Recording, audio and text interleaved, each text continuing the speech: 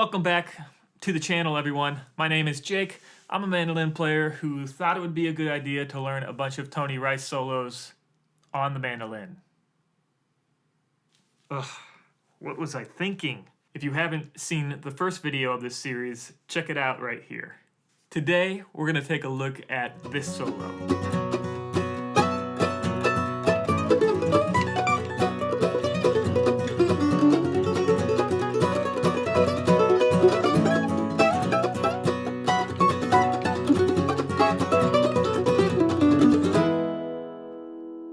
Sweet, sweet thunderclouds of love, baby. Before we jump into the song, one thing that you can do for me is subscribe to this YouTube channel and like the video to see more content like this. And if you want to support me even more, you can head on over to my Patreon where I will have backing tracks, I will have different camera angles of my hands and the instrument so you can see what's happening. You know what I'm gonna do?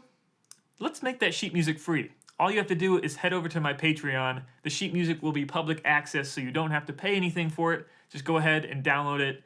But if you do want to support, I would appreciate it. All right, folks, you ready to dive into this solo? I swear this never happens.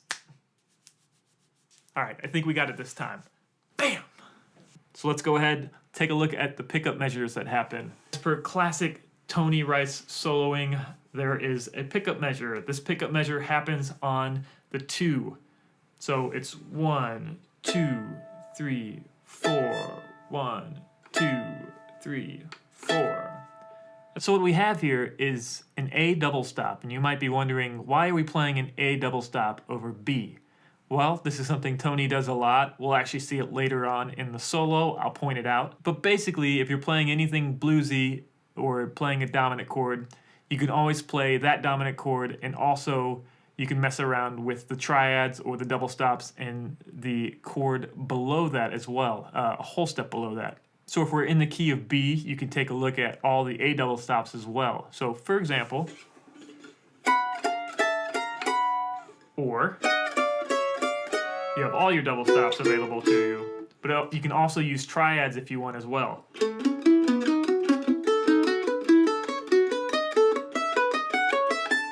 But it's something cool that you can add, and it's also a good way to learn your triads. All right, so the pickup happens on 2, and then on 4, and then on the start of where the solo actually is, where the chords actually start for the solo, we have this happening on 2 and 4 again. Same double stop, it's all gonna be downstrokes. So 1, 2, 3, 4, 1, 2, 3, 4. So measure 2, I'm using my index finger to slide from the 5 to the 6 on the A string. And then I'm hitting 9th fret B on my D string with my ring finger. Then it goes A with my middle finger, 7th fret. And then F sharp with my index finger. And then back up with my ring finger to B. And mind the slides and the pull-offs. These are really important in Tony's playing. So measure 2 sounds like this. 3, 4.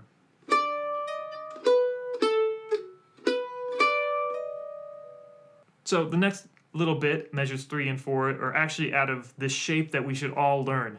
There's a lot of good bluesy vocabulary in the mandolin world, guitar world, that come out of this shape. So the shape that we're going to do for the key of B at least is 9th fret on the A string, 5th fret on the E string. So if we're in the key of B, we're playing an F sharp on that 9th fret, and we're playing an A, which is a flat 7 of B, on the 5th fret of the E string. So some other stuff that's available to us is a B with the middle finger on the E string, the 10th fret, which is a D.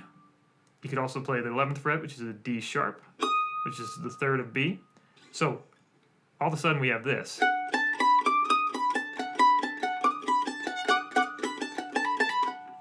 If we want anything bluesy, we can also shift this down 2 frets and now have that same shape in A. Shift it down 2 more frets, we have that in G. So let's take a look at this whole phrase, because this whole phrase is going to give us some really cool vocabulary with this shape.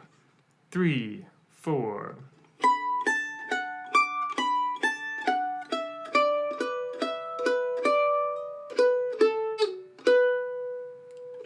yes. Ah, Tony, yes, yes. So let's just take a look at what fingers we're using here. I'm starting with my middle finger on that 7th fret of the E string. And my pinky's gonna hit that D note. And then this is a really cool string crossing lick. This happens a lot. Tony does this in G as well. Those are different notes, but same idea. So measure 4 slowly. 3, 4.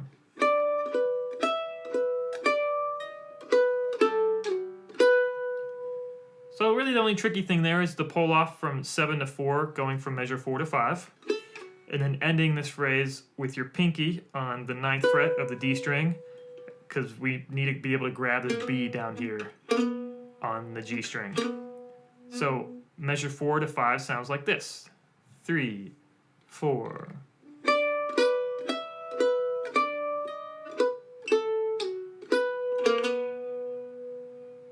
So if we look at measure 5, note selection, we have a B in there. We also have an F, an E, and a D, which were over a B chord. You might be wondering, well, I know the 3rd of B is D sharp. I know the 5th is F sharp. So what's an F and a D doing in there? Well, those are just bluesy notes that you can use. Instead of, that sounds really happy. That sounds really bluesy, right? So remember that the sharp 4 or flat 5, however you want to think about it, and the flat 3 can give you a really bluesy sound. Which leads us to our next measure, which is measure 6. So let's take a look at measure 6. I start this on my middle finger. So we do have a chromatic run there. Almost fully chromatic, we just don't play a D sharp in there. But you could, if you really wanted to, get rid of that B and just start on that D. You could make it fully chromatic if you want, but what Tony does is B and then jumps up there.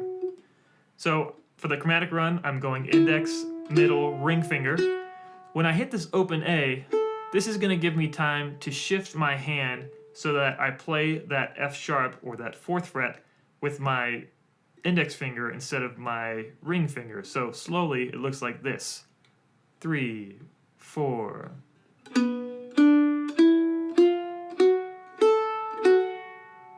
And then looking on, we have a little bit of a tricky part here.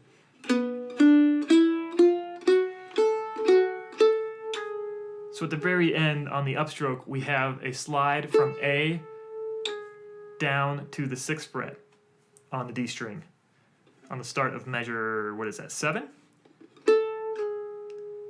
That sounds like this, starting from the 2nd half of measure 6. 1, 2, 3. And that slide gives us enough time with this hand to be able to hit an open A on that upstroke, starting at the and of 1 on measure 7. So I'm going to play measures 4 through 7 just so you can hear this. 3, 4.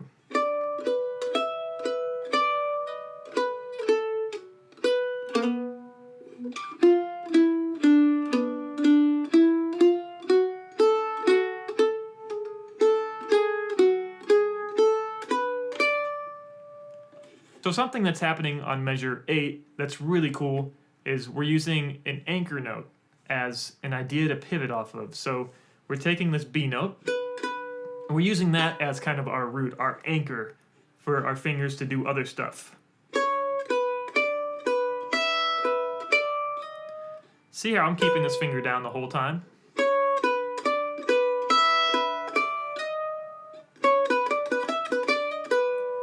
So this is just a really cool improv idea that you can use anchor notes to give yourself some cool phrasing. All right, moving on to measure 9. This is a pretty basic measure. I'll play it really slowly so you can get the idea of what's happening. Just be mindful of your pick direction on beats, the and of 2 and 3. Those are connected. So we're going to be hitting an upstroke there. 3, 4.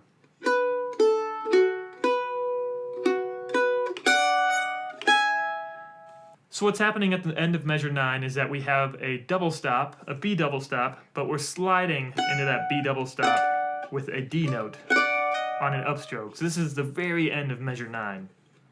So it happens on the and of 4 with an upstroke, and then we're not picking the next part. This is just sliding right in to that D sharp, that B double stop. So we're not doing this, we're doing this.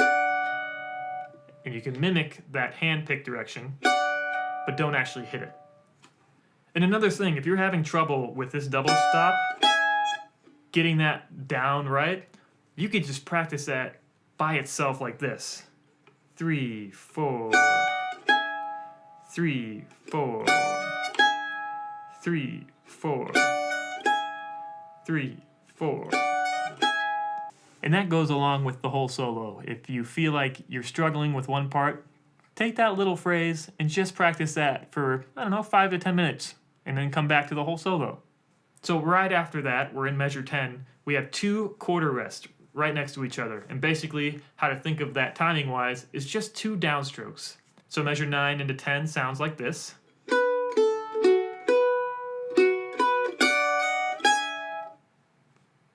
All right, so we have those 2 quarter note rests, and then coming to the 4th beat, we have a double stop again. Remember, this is that bluesy shaped double stop that we have. So it's going to be on the 4, a downstroke, upstroke, downstroke. This is kind of syncopated. So counting this off, 3 and 4 and 1 and 2 and 3 and 4 and that last note actually ends on a half note, so it'll be 2 downstrokes. But all together from measure 9 to 11, it sounds like this. 3, 4.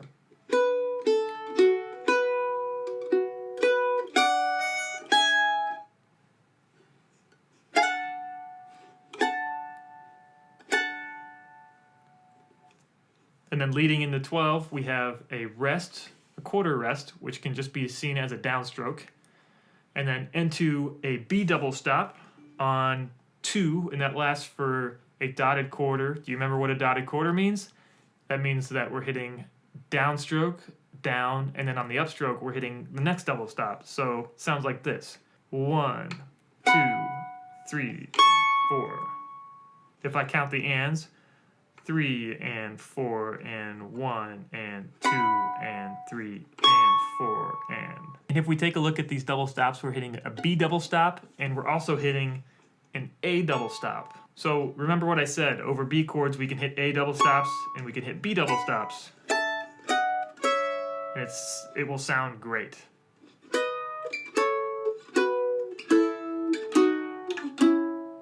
So I'm going to play measure 9 through 12 really slow just so you can get an idea of what it sounds like. 3, 4.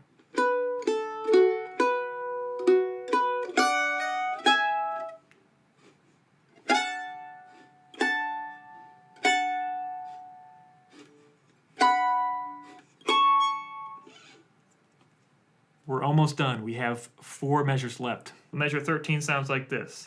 3, 4.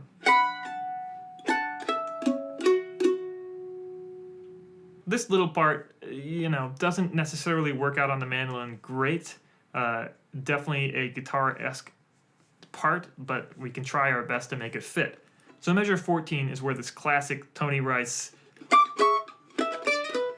bluesy stuff comes from. It's really weird to play on the mandolin, but it kind of works. It's kind of really cool.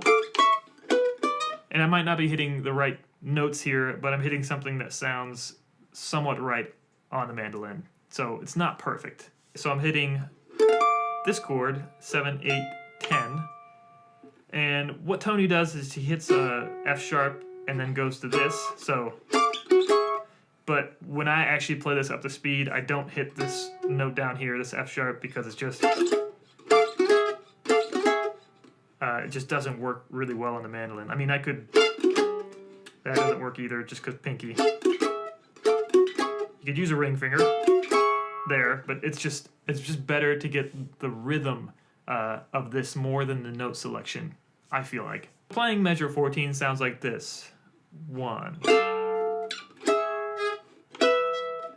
Again, 1, 2, 3, 4, 1. So we're doing another syncopated up, down, up. So 3, 4, So it sounds like this. 3, 4, So basically, for measure 15, we're thinking this chop chord, but we have this E, D, D sharp movement, which is a typical bluegrass thing to do. So I'll play measures 14 going into 15 to the end. 2, 3, 4.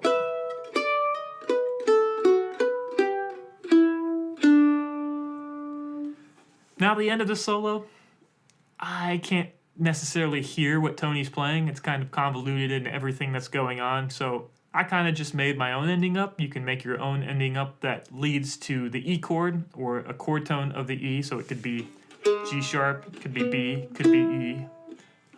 Pick one.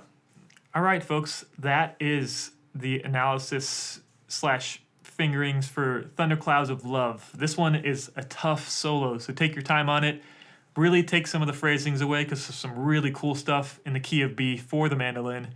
And as always, on my Patreon, I do have backing tracks. I do have different camera angles with me playing at different tempos.